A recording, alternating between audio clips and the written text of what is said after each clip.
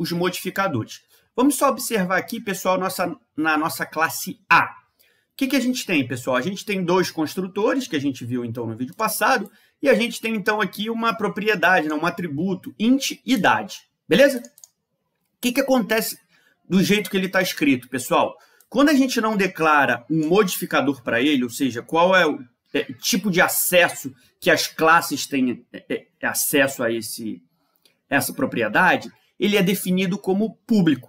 E aí o que acontece? Qualquer classe tem acesso a esse atributo. Se a gente for observar só, se a gente ver aqui na classe principal, a gente consegue acessar, através de um objeto, essa propriedade. Beleza? E aí vamos só supor o seguinte agora, pessoal. A gente quer criar uma regra que é o seguinte.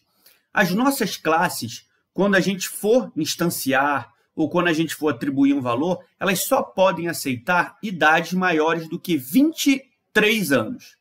Como é que a gente vai fazer isso, pessoal? A gente teria que, aqui na classe principal, criar essa regra. Beleza? Bom, mas vamos supor que a gente tenha 10 classes fazendo essa mesma chamada para a classe A. E essa regra deveria valer para as 10 classes. Ou seja, esse mesmo trecho de código teria que estar nas 10 classes. O que isso significa, pessoal? A gente tem uma classe com baixa coesão. Por quê? O objetivo da gente ter uma classe coesa é que todas as responsabilidades da classe fiquem estritamente nela. Isso significa que uma classe é altamente coesa. E esse é o objetivo que a gente quer, que a gente tenha uma classe altamente coesa. Tudo que for relacionado à classe A, fique estritamente dentro dela e não fora dela. Ou seja, se eu tenho uma regra de negócio onde só pode digitar a idade maior do que 23 anos, essa regra tem que estar dentro da classe. Por quê? A classe A, ela não tem a responsabilidade, a classe, sei lá, principal, não tem a responsabilidade de saber as características principais da classe A. Você não imagina, todo mundo tem que conhecer todas as características de todas as classes. Isso não é legal. O que é legal? Que cada classe tem as suas regras, suas responsabilidades, e a gente interaja com essas classes sem saber. Faço uma solicitação para a classe me retorna. E não eu ter que saber. Beleza? Então, esse aqui é um exemplo, pessoal, só para a gente conseguir ver isso na prática. Então, como é que a gente faz isso, pessoal? Existem tipos que são o public, o private e o protected. Beleza? Tem o default também, mas vamos deixar ele por enquanto assim. Público eu já falei, todo mundo tem acesso a esse cara. Private, somente essa classe tem acesso, beleza? Mais ninguém. Protect, essa classe e todas as classes que estão dentro do mesmo pacote têm acesso. Beleza? Como é que a gente vai definir o nosso aqui, pessoal? Como a gente quer ela bem coesa, a gente vai definir ela como private. Beleza? Declaramos esse carinha como private, a gente vai ter um problema, que é o quê? A classe... Opa, deixa eu só salvar. A classe principal não consegue mais, reparem aqui que ela já ficou vermelhinha, não consegue mais encontrar, porque esse método é privado, então ela não tem mais acesso. Beleza? Então, os modificadores, eles vão servir para isso, pessoal. Para a gente, então, definir os tipos de acesso que a gente vai ter em um atributo ou em uma classe, e assim em uma classe não, em um método e assim sucessivamente. Beleza? Como tem 4 minutinhos só, pessoal, eu já vou, então, tentar juntar os dois vídeos em um. Aí a gente vai ver. Como é que a gente faz, então, para acessar esse cara, pessoal? A gente tem os métodos especiais. O método getter e o método setter. Esses dois métodos, então, agora eles vão ser responsáveis por fazer essa comunicação. Então, se uma classe, como a principal, quer acessar a idade, ele não vai passar mais indo direto no atributo. Nesse caso, por exemplo, se eu quero criar uma regra de negócio, onde só é possível ter idade maior do que 23, eu não consigo, se eu acessar direto o atributo, a propriedade. Mas se eu conseguir acessar através de um método, eu consigo fazer isso. E isso, então, pessoal, é através, então, dos métodos getters e setters. Como é que a gente cria esses métodos, pessoal? Simplesinho. Botão da direita no NetBeans, inserir código. Ó, se a gente for observar, pessoal, ele monta uma lista de coisas que ele pode construir para a gente. O primeiro é o construtor, repararam? Mas, nesse momento, o que a gente quer? Ó, tem o getter separado, tem o setter separado, tem o getter e setter. Dependendo da situação, você pode ter um que só vai ler, outro só vai escrever. O getter, pessoal, ele serve para a gente realizar a leitura, beleza? Eu quero ler uma informação de uma propriedade ou de um atributo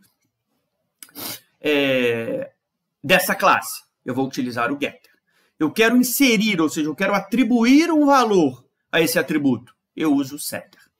Beleza? Então, clicando nele, pessoal, ele vai listar todos os atributos que a gente tem aqui. Eu vou marcar o que eu quero, dou um gerar. Repare que ele já criou 2 métodos aqui para a gente.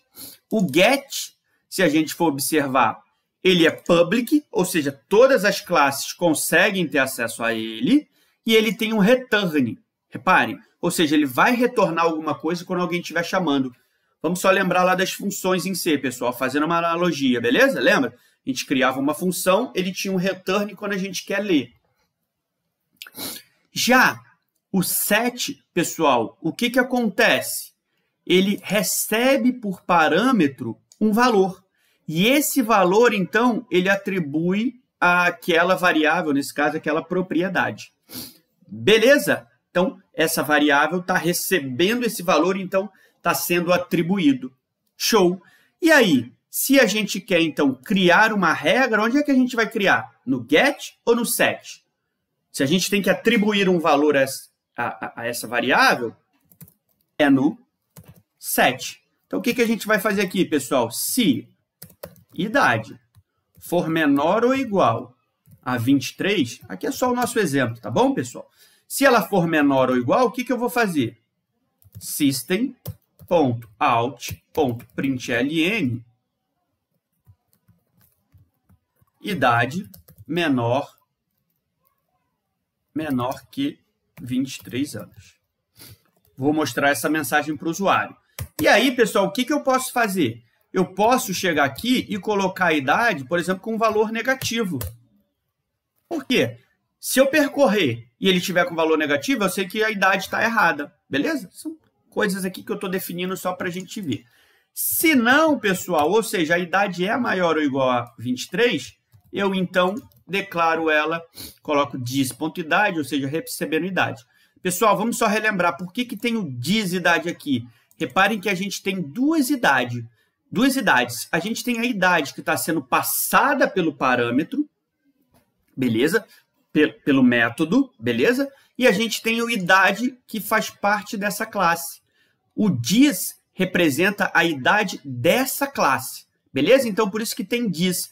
A gente poderia mudar aqui, ó, colocar ID e aí aqui só ID, beleza? Também daria, sem problema. Mas, por default, reparem que o próprio NetBeans já criou para a gente o idade e aí ele chama com diz.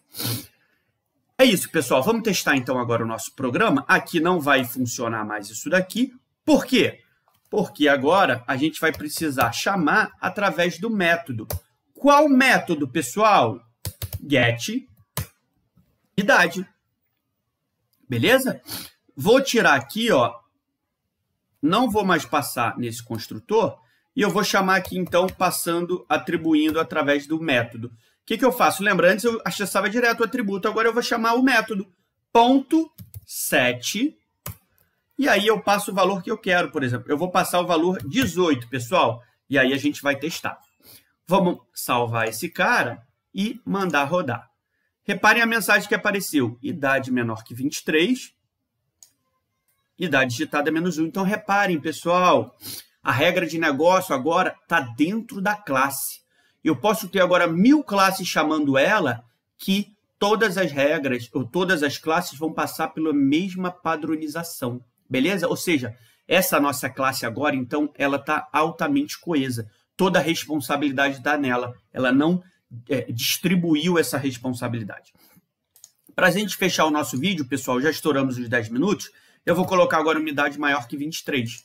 Vamos mandar rodar. Veja que a idade digitada foi 25, ele não mostrou mais a mensagem de erro. Beleza? A gente ainda tem aqui naquele construtor padrão, naquele construtor recebendo o parâmetro primeiro que a gente criou, a gente tem idade igual a ID. Mas aqui é um problema. Por quê? Se a gente passar pelo construtor, ele vai aceitar a idade menor do que 23.